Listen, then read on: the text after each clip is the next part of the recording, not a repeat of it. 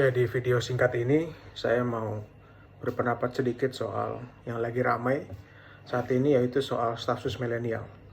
Saya sebagai anak muda yang dipercaya menjadi pejabat muda di DPRD DKI Jakarta merasa terpanggil untuk berkomentar atau berpendapat sedikit soal status milenial ini, karena ada kesamaan antara saya dengan status milenial, yaitu adalah pejabat yang masih di usia muda.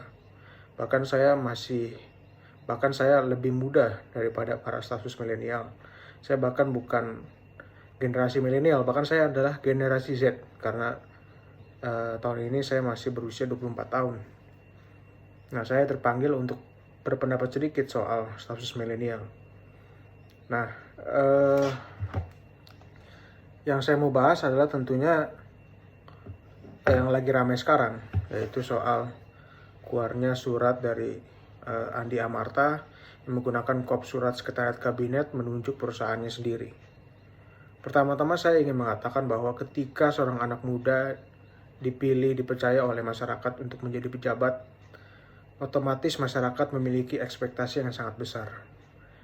Karena anak muda ini dipandang sebagai generasi yang memiliki kemampuan dan kreativitas yang lebih besar untuk membawa perubahan yang lebih baik kepada bangsa ini.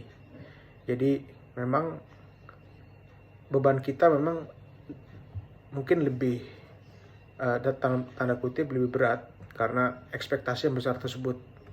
Ada beban yang sangat besar di pundak kita semua. Anak muda yang menjadi pejabat bisa menjadi contoh ataupun harapan untuk bangsa ini, agar kita bisa menjadi gerakan perubahan.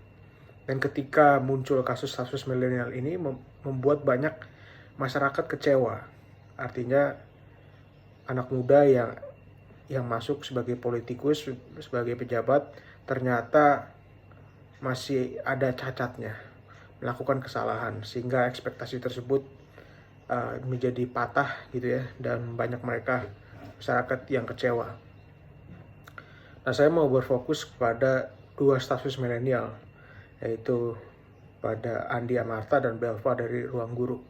Saya tidak mau mengeneralisasi semua status milenial, karena tampaknya di masyarakat membukul rata semua status milenial ini salah gitu. Nah, saya melihat bahwa kita tidak bisa seperti itu. Ada, kalau nggak salah 8 ya, status milenial, dan mereka semua punya penilaiannya masing-masing. Nah, saya saat ini mau membahas sedikit soal Andi Amarta dan Belva dari Ruang Guru. Ya, menjadi ramai kedua orang ini karena pertama, Andi Amarta menunjuk perusahaannya sendiri dalam surat sekretariat yang dengan kop surat sekretariat kabinet menyurati seluruh camat di seluruh Indonesia. Nah, kalau Belva ramai karena perusahaannya Ruang Guru menjadi salah satu yang penyedia dalam program Pak Jokowi, Kartu Prakerja. Nah, yang dipermasalahkan adalah soal konflik kepentingan. Saya cukup kaget ketika mengetahui bahwa kedua kedua status milenial ini masih menjabat sebagai CEO di perusahaannya masing-masing. Andi Taufan di CEO sebagai Amarta, dan Belva CEO dari Ruang Guru. Nah, walaupun mereka berdua mungkin mengatakan bahwa mereka tidak terlibat dalam proses penunjukan perusahaan mereka, tapi kita juga harus berbicara soal sistem di sini, sistem ketatanegaraan. Saya percaya bahwa seorang pejabat publik, baik dia orang muda atau orang tua, harus melepas jabatan-jabatan di tempat lain, apalagi di perusahaan-perusahaan yang berpotensi untuk terjadinya konflik kepentingan ketika mereka menjadi pejabat.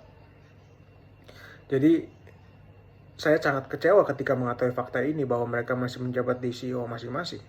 Menurut saya mereka sebagai pejabat publik harus melepas jabatannya di perusahaannya, sehingga ketika mereka bekerja sebagai pejabat publik, mereka 100% melayani publik tidak ada cawe-cawean atau melibatkan perusahaannya sendiri dalam proses penyelenggaraan negara.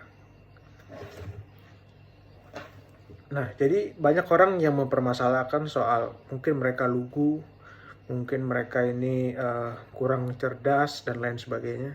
Kalau saya sih tidak mempermasalahkan itu, karena Belva bahkan Belva ini adalah lulusan dari Stanford dan kalau nggak salah dari Harvard juga. Nggak mungkin lah mereka lugu atau mereka ini kurang cerdas. Mereka orang-orang yang sangat pintar dengan prestasi yang sangat luar biasa. Nah, yang saya permasalahkan adalah soal idealisme.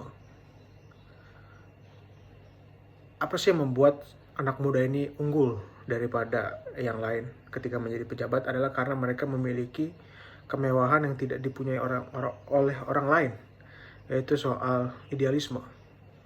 Anak muda belum punya tanggungan, mungkin belum tanggungan yang banyak, masih nothing tulus, tidak punya dosa masa lalu, membuat mereka punya idealisme yang lebih daripada orang lain.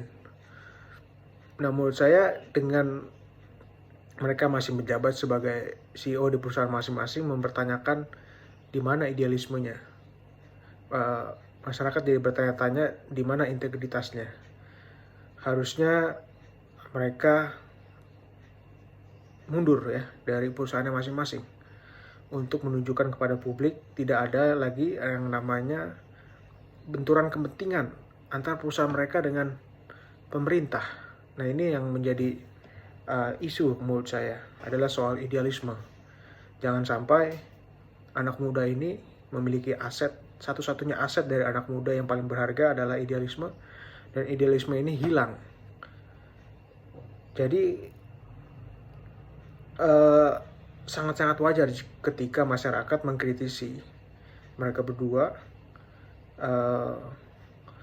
ada potensi konflik kepentingan. Nah, jadi kesimpulannya sih menurut saya kita sebagai anak muda memiliki tanggung jawab yang besar. Masyarakat memiliki ekspektasi yang sangat besar terhadap anak muda yang berkecimpung di dunia politik. Tapi keanak mudaan itu sendiri tidak cukup. Dibutuhkan kecerdasan, pengalaman, dan idealisme. Jangan sampai anak muda ini mengecewakan masyarakat. Mungkin kita jadi satu-satunya generasi yang menjadi tumpuan masyarakat. Mungkin banyak masyarakat yang sudah putus asa terhadap kondisi perpolitikan kita. Dan anak muda ini menjadi ujung tombak masyarakat dalam berubahnya kondisi perpolitikan kita. Jadi kalau rekomendasi dari saya adalah mundur dari perusahaannya masing-masing atau mundur sebagai pejabat publik. Jangan ambil dua-duanya. Jangan tanda kutip maruk. Jadi terlihat maruk kalau menurut saya. Terlihat ingin memiliki dua jabatan, tidak mau kehilangan salah satunya. Nah, ini yang jadi masalah. Jadi mungkin sekian dari saya video singkat ini. Terima kasih sudah menyaksikan.